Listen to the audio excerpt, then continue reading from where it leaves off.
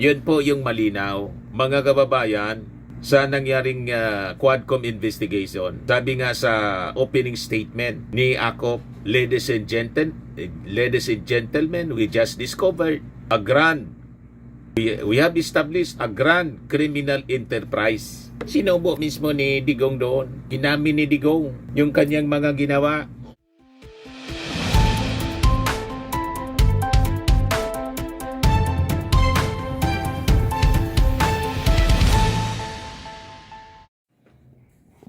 Hello po mga kababayan, si Dante Maravillas. Pag-usapan natin yung ICC at saka Quadcom. Bakit na niya Mr. Maravillas? Ano man ang relasyon ng Quadcom sa ICC? Alam po ninyo, yung Congress investigation, yung Quadcom, naging daan po yun. Yung investigasyon na ginawa, naging daan sa hustisya laban po sa kay Digong. Diba po? Laking tulong yung ginawa ng Quadcom. At malamang sa malamang, na-monitor yun ng mismong mga ICC judges o ng ICC mismo. At sigurado na gamit yung iba sa mismong mga testimonies mula sa bibig ni Digong. Hindi po magkahiwalay ang local investigation na ginawa ng Congress at ang kaso sa International Court. And in fact, sa mismong bibig ni Barbers, ang overall chairman ng Quadcom po, sinabi niya na pwede yan nila itong gamitin. Naka-live streaming, gawing inputs sa kaso, mga kababayan ni Digong sa ICC. Yung ginawa po ng Quadcom hindi simpleng hearing. Ito po ay isang sistematikong paglatag ng mga ebidensya, testimonya at pattern ng operasyon na maaaring maging malagang pundasyon sa pag-usad ng kaso laban kay Digong sa ICC. Yan ang malinaw po mga kababayan. So kung ang ICC yung hukuman, ang Quadcom ng Kongreso mga kababayan ang naglatag ng blueprint. At kapag blueprint ang usapan, hindi po ito haka-haka. Ito po ay dokumentado, may pangalan, may pitsa, may istruktura.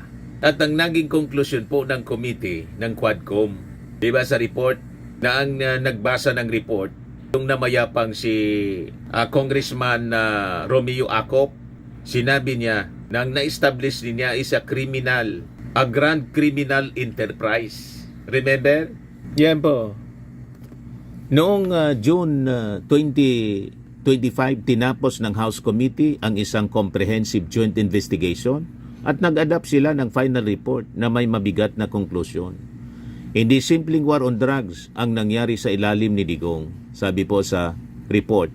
Ito ay isang grand criminal enterprise na ibig sabihin, hindi isolated killings, hindi rogue cops, hindi individual excesses, kundi isang organisadong sistema na may command structure at political protection. At direktang pinangalanan sa ulat si Digong, si Ronald Bato de la Rosa, dating PNP chief, pati si Bongo.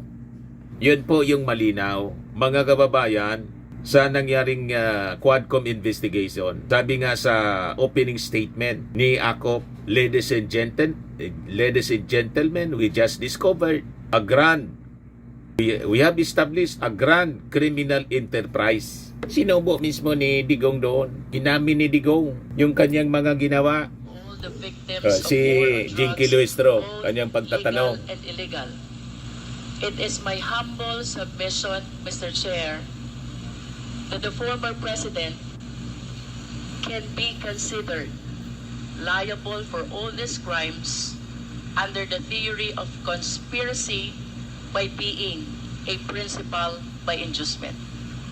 Principal I wish to by manifest, inducement. Mr. Chair, that without the order, without the reward, these police operatives should not have resulted to killing a huge number of victims of war on drugs.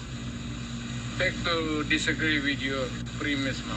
I understand, Mr. President, but that is a manifestation. Yes, but you Thank know, you, if Mr. police is President. supposed to do his duty. He goes to school for 2 years. He receive instructions to how to go about his duty, and we have to give the presumption of regularity. That's a principle of law. Thank you, Mr. President. Pag every time na may ginawa kaya in your favor is the principle of regularity Presumption in the of performance regularity of duty. of performance of official duty, Mr. President. Thank you for your enlightenment. Mr. President, I wish to ask, with all due respect, considering your statement of taking full legal responsibility both to legal and illegal activities, can I equate this statement of yours to an extrajudicial confession of guilt? Well, in a sense, yes. Wala na akong Yes. magawa eh. Wala na Are daw you siya saying magawa. yes, Mr. President? Inamin niya. Yes, because I ordered the campaign against the drug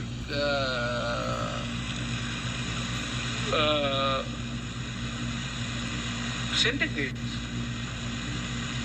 At kung anong ginawa nila, whether illegal or not, it was ako ang nag-utos. In that sense, I Inamin take niya. that responsibility of their Eh malamang pag actions. umarap siya sa Wala trial akong po sa magawa eh. ICC, Commander aminin ako, niya din. nagutos ako. Puntahan ninyo yan. Ah. Eh, just like a commander, although not a military, police, inutusan mo. Pag may nangyari dyan, magkabulyaso, whether right or wrong, Ah. iyo Right yan. or wrong? Iyo talaga yan. Iyo talaga. Kung hindi ka naman bobo na mayor, Ah. hindi iyo mo talaga. iwanan yung tao na inutusan mo. Unless, yung pumunta doon, inutusan mo mag-operate ng illegal gambling or mga druga, tapos nag-rape, kung anong ginagawa na kabalastugan, ako na mismo ang papatay, hindi na kailangan na hintayin mo pa. Mr. President, earlier, you conformed to my statement that I can equate your statement of taking full legal responsibility Full legal as an legal extrajudicial responsibility. confession of guilt. You said yes to that. Yeah, hindi, No, I'm just reiterating the question, Mr. President. It's not about guilt or a wrong. What I'm saying is that yung lahat ng Binago na inutusan niya. ko yung war against drug, o yung isang platoon dyan o isang batalyon, kung ano yung ginagawa nila, kaya I take full responsibility for that.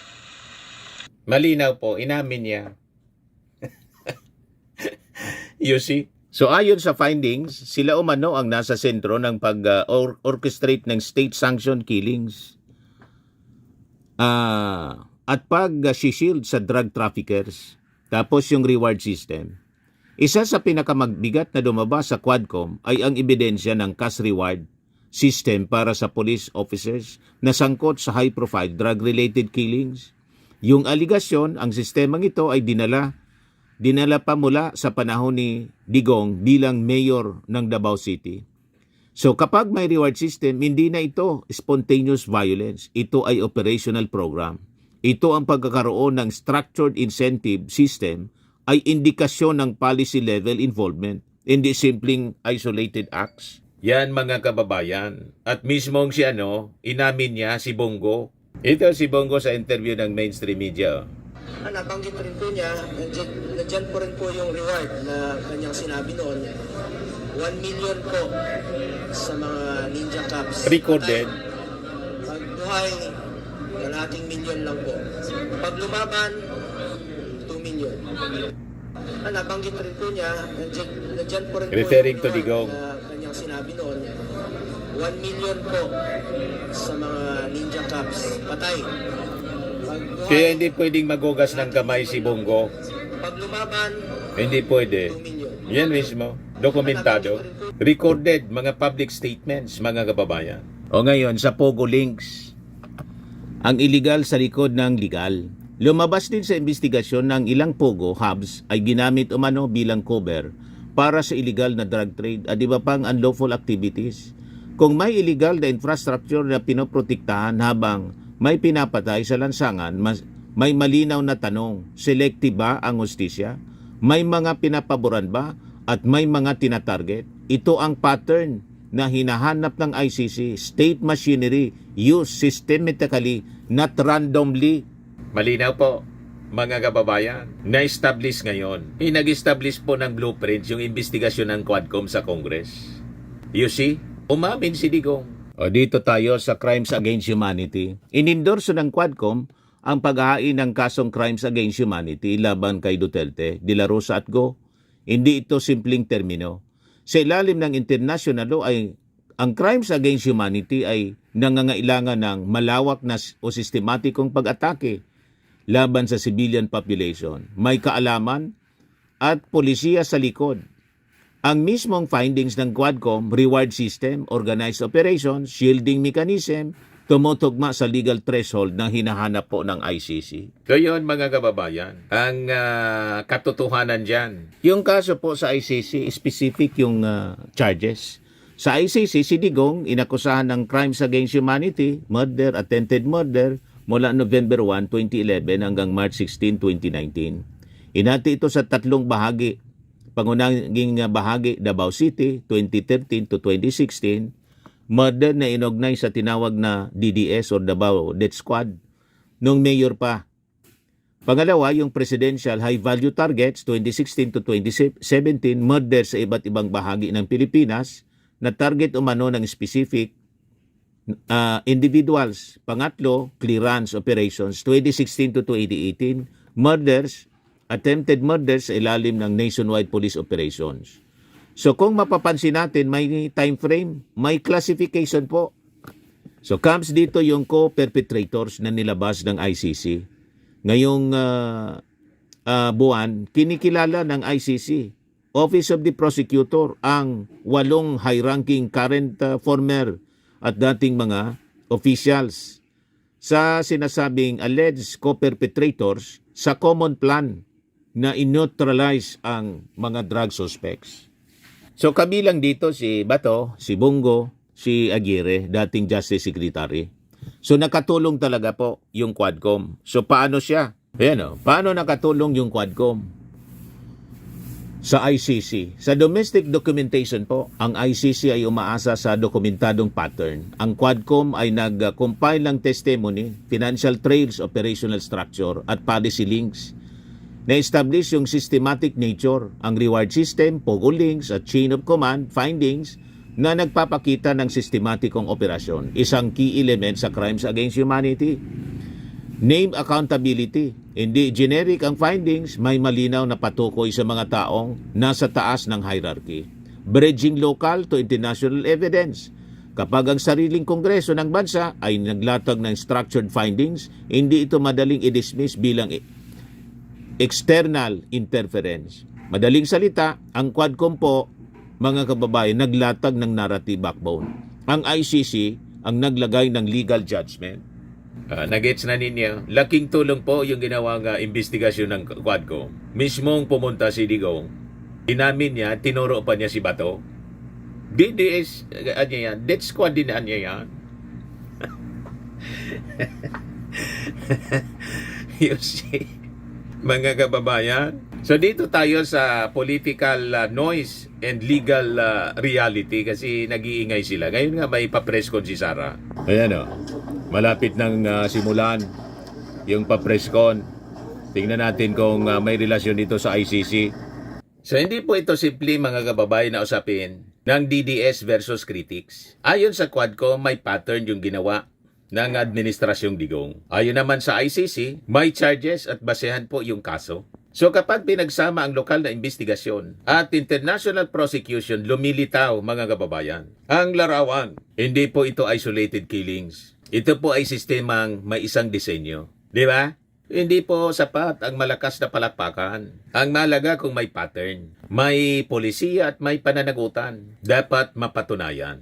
At kapag ang sariling kongreso ang naglatag ng mga ebidensya, mas nagiging malinaw. Kasi po ang hustisya hindi po propaganda. Isa po siyang proseso na hindi siya matatakasan ng mga sangkot sa madugong NGK. So ito na ngayon ang nangyayari. O di ba po mga kababayan? So yan po yung ating short video ngayon. Ako po si Dante Maravillas. Bye-bye po. God bless.